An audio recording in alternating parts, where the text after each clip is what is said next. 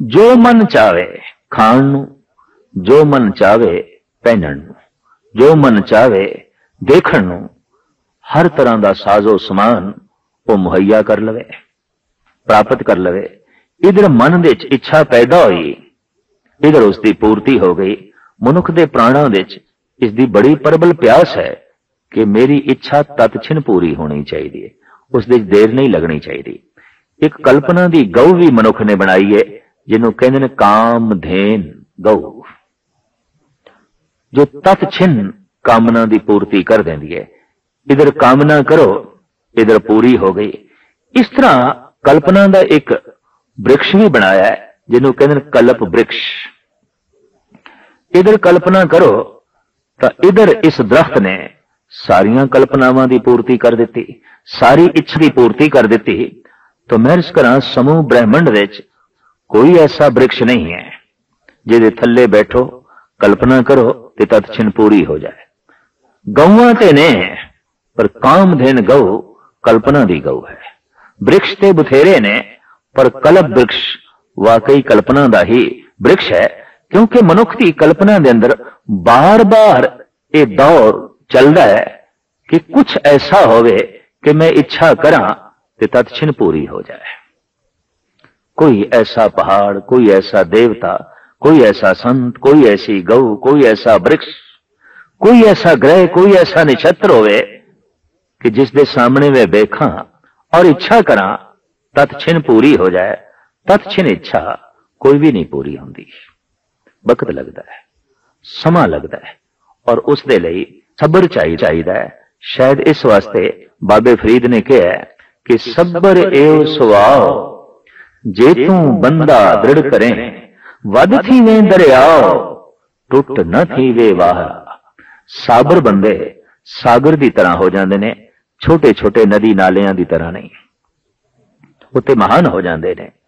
पर साहब कहते चलो ऐसा भी हो जाए कि मन दे जिहड़ी इच्छा पैदा होवे और जबान नाल उसकी फौरन फरमाइश होवे ते पूर्ति भी है, उसे वक्त उस इच्छा की पूर्ति भी हो जाए। चीज करन मन भाव दे हर बुझन नाही हारिया। अगर इस तरह का कोई फसे होया मनुख है महल माड़ियां दे तरह तरह के हरमां दे, महाराज कहते उसनूं हरी की सूझ नहीं आती, हरी की समझ नहीं आती। ते इहदे नाल की होंदा है, वो अपना जीवन हार जाता है। एक जुआरी धन हारदा है, कोई संपदा हारदा है, कोई अपने कपड़े हारदा है, कोई गहने हार देंदा है। इतिहास विच ऐसा भी जिक्र है कि कोई अपनी स्त्री हार देंदा सी जुए दे च, पर यह तो बहुत बड़ा बदकिस्मत है, ये तो अपने आप नूं हार के चले है। भगत कबीर कहते ने चले जुआरी दोए हथ झाड़, ये दोवें हथ झाड़ के जुआरी जा रहे है। ये चार कंधियां ते कौन जा रहे है, ये मरगढ़ घाड़ की तरफ कौन जा रहे है? ये ओ जुआरी जो जीवन हार गया है, जिंदगी हार गया। जेतू ते ओ है कि जिन्हों परम जिंदगी मिल जाए जिहदे च मौत ना होवे, पर इते हार के जा रहे है, इन्हों परम जिंदगी नहीं मिली, इन्हों परम जीवन नहीं मिलिया, ये हार के जा रहे है। चले जुआरी दोए हथ जार। तो साहब कहते ने चीज करन मन भाव दे हर बुझन नाही हारिया। कर फरमाइश खाया वेख महलत मरण विसारिया। महलत महलात नूं वेख के, अपना लंबा चौड़ा पसारा वेख के, ते तरह तरह की फरमाइश की पूर्ति वेख के मौत भुल गई। जन्म चेते रहा, जीवन चेते रहा, मरण भुल गया। धर्म का जन्म मौत दे चिंतन तो है, काल दे चिंतन तो ही अकाल का जन्म है। जद कोई काल का चिंतन करता है, मौत का चिंतन करता है, तो ऐसा होता है कि उसनों वो जीवन प्राप्त हो जाता है जिहदे च मौत नहीं। आखिर ऐसी की खूबी है मौत के चिंतन दे च, क्योंकि जिसनों अपनी मौत चेते है वो किसी नाल छल नहीं कर सकेगा, कपट नहीं कर सकेगा, किसी से जबर नहीं कर सकेगा, किसी नाल धोखा नहीं कर सकेगा, किसी नाल झूठ नहीं बोल सकेगा, और किसी का कुछ हथिया नहीं सकेगा। अगर हथियाया इसने और इस दे च उसनू पूर्ण तौर ते सफलता मिली है तो समझ लेना इसनू मौत चेते नहीं, जीवन चेते है, जन्म चेते है। ऐसे मनुख की दृष्टि अपने आप दे च नहीं होंदी जो असंतुष्ट है, उहदी दृष्टि पराए घर दे च होंदी है। और यही आचरण तो गिरी हुई गल गुरु ग्रंथ साहब जी महाराज ने मान ली है कि लोभाद दृष्ट पर ग्रहण जद विद आचरण। अगर दृष्टि प्राय तन ते वह टिक गई है तो दृष्टि दुराचारी हो गई। अगर दृष्टि प्राय धन ते टिक गई तो दृष्टि ते चोर हो गई। जिस दी दृष्ट चोर हो गई, जिस दी दृष्ट यार हो गई, ਉਹਨੂੰ ਹੱਥਾਂ ਪੈਰਾਂ ਨਾਲ ਵੀ ਚੋਰੀ ਕਰਦਿਆਂ ਦੇਰ ਨਹੀਂ ਲੱਗੇਗੀ।